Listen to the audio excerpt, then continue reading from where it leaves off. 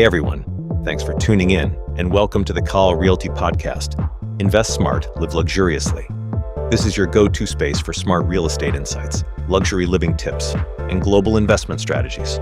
Whether you're exploring Dubai's property market, aiming for a golden visa, or just looking to grow your wealth wisely. If you're ready to take your lifestyle and investments to the next level, make sure to like, subscribe, comment, and share. Let's dive in. Welcome to the Deep Dive. Today, we're looking into something pretty fascinating. It's this big wave of Chinese investment pouring into Dubai's real estate market. Right. It's a huge trend. Yeah. And to help us understand it, we've got a great source. It's an interview with Lee Wang. He's a very successful agent, owns his own company now in Dubai, focused exactly on this. The interview is on YouTube, a channel called Realty, and the video title is Why Chinese Investors Love Dubai. Lee Wang's insider story.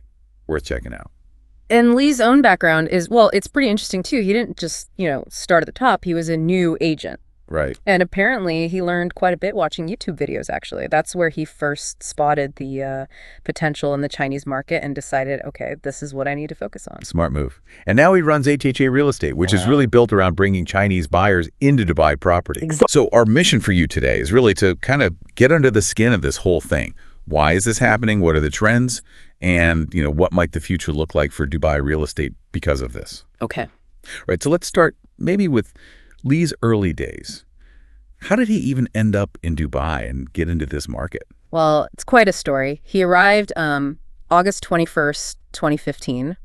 Drawn by, like he says, the Dubai luxury lifestyle. He'd been doing a regular 9 to 5 in China. Okay. And like a lot of people first arriving, it wasn't easy. He talks about the heat, having limited money, the job hunt. His very first job, it was at the Ferrari store in Dubai Mall. Wow, Ferrari store. Yeah. So earning about 5K AED a month, he said. Yeah, something like that. So a long way from real estate millions at that point. Definitely. So how did he make the jump? It seems like a big leap. It was actually a friend, a British guy. Lee saw him make a huge commission on just one property deal. The light bulb moment. Exactly. That was it. He quit the Ferrari job, and December 2016, he becomes a real estate agent. Started out focusing on off-plan properties. The ones you buy before they're built. Right. That was a big focus then. And he noticed something interesting. There weren't many agents back then who actually spoke Chinese. Oh, okay. So a gap in the market. A big one. So he started, proactively making connections with developers, building those relationships early. Crucial. Yeah. Though he did mention one regret, actually. Oh. What was that? Not investing more heavily in marketing himself back then when, it was cheaper. He saw the potential, but maybe didn't go all in on the promotion side initially. Hindsight, right. Yeah. Okay, so he's in the game, building connections. Then we see this surge in Chinese investment starting.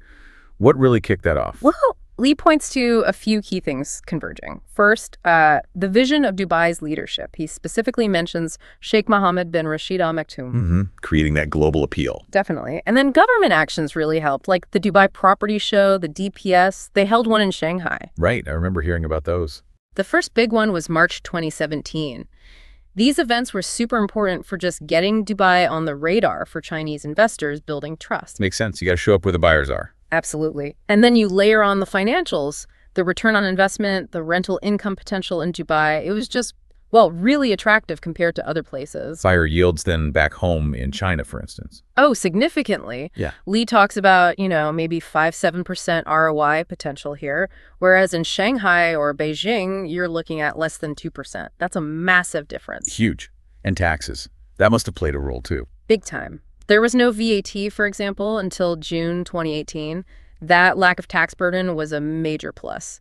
Lee calls Dubai a sort of Dubai ambassador for agents like him selling to the Chinese market. The city itself did a lot of the selling.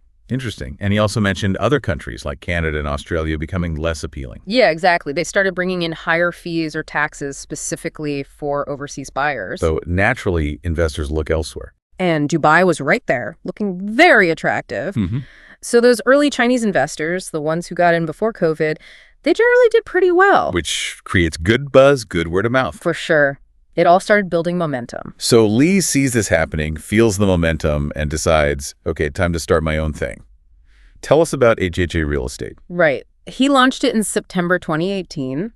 He really believed the Chinese buyer market was only going to grow and, he wanted his own venture. And the name? HHA. It means Chinese. So pretty clear focus from the start. Although, funnily enough, he said his very first clients weren't actually all Chinese. Oh, okay. But around that time, 2018, he definitely noticed more Chinese tourists, just a bigger Chinese presence in Dubai overall. It kind of confirmed his strategy was sound. And it seems like it worked out. He became a top agent with major developers. Yeah, definitely achieved significant success. But he also mentioned, it's tough staying at the top. It's constant pressure, constant challenge. I can imagine. It's a competitive market. Very. Which leads to some interesting advice he gives for developers, right? Developers who want to attract these Chinese buyers. What should they be doing? Yeah.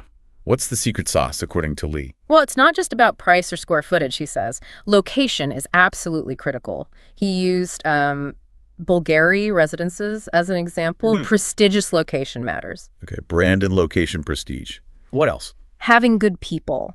He stressed having a strong Chinese leader within the developer's own team. And really importantly, building genuine local partnerships back in China. Boots on the ground, basically. Kind of. You need that local know-how. And then marketing.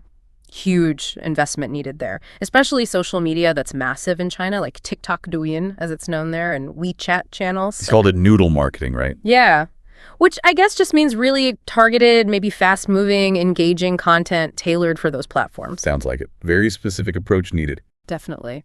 And he makes another really powerful point comparing prices. He says, in Shanghai or Beijing, prime property can cost 200,000 to 300,000 AED per square meter. Wow, per square meter.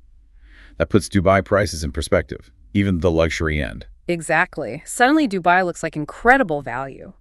Plus, the payment plans here are often interest-free options spread out. That's a huge advantage compared to China, where you often have to pay the whole amount upfront. Right. Easier cash flow for investors. And we mentioned the higher rental yields already, plus generally lower service charges here in Dubai. It all adds up to a pretty compelling financial case. So lifestyle appeal, strong financial returns. But who's Dubai competing against for these investors? Are there other hotspots?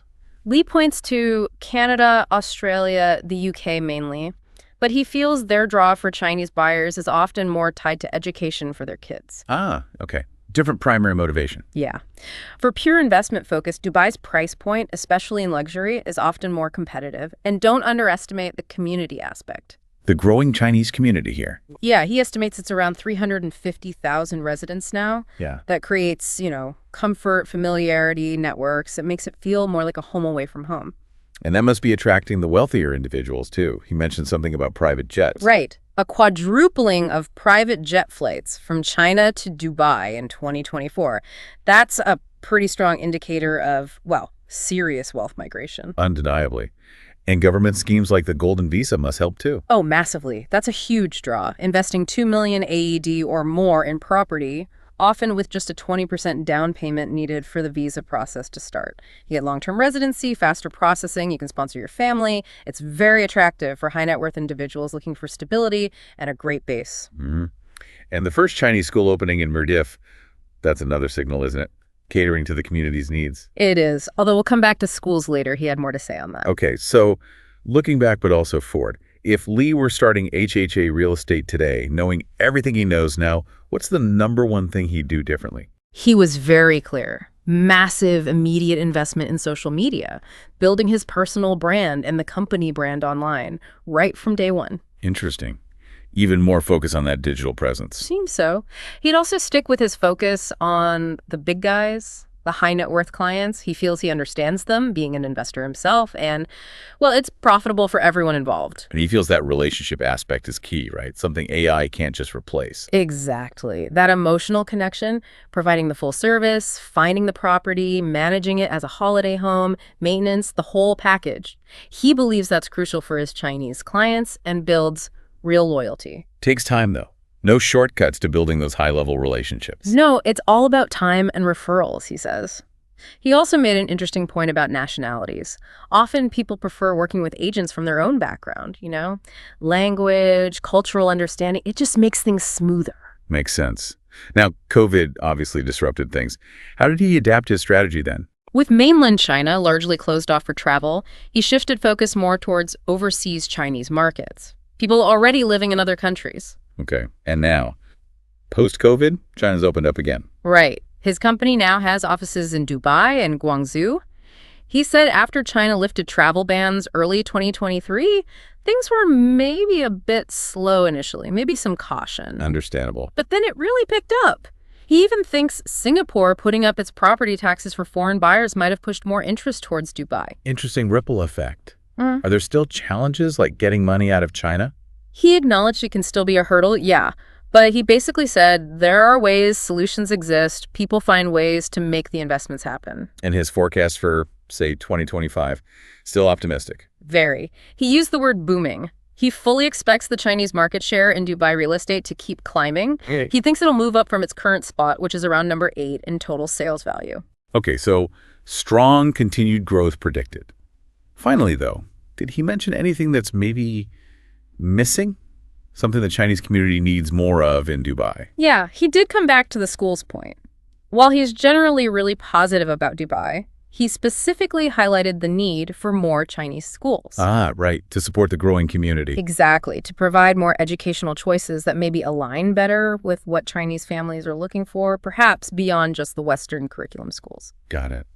So, okay, let's try and wrap this up. Our deep dive into Lee Wang's insights really shows multiple layers driving this trend, doesn't it? It really does. It's a mix of, Dubai's government vision, the smart financial incentives, the lifestyle appeal. The growing community providing support, and just Dubai looking really good compared to other options globally. And that aha moment for me, and maybe for you listening, is that price comparison. Yeah. When you hear 200,000 AED or more per square meter in Shanghai, suddenly Dubai's luxury market seems, well, almost like a bargain in relative terms. It really reframes the whole investment calculation. Absolutely. It's not just buying a nice apartment. It's a strategic value play for these investors. We hope this deep dive has given you a much clearer picture of this really significant global real estate shift. Yeah, understanding the why behind those big investment decisions. So maybe a final thought to leave you with.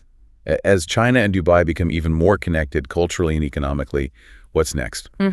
What kind of new services or innovations could make Dubai even more appealing to the Chinese community? And maybe vice versa. What could Dubai learn or adopt from China to strengthen that partnership? Something to think about.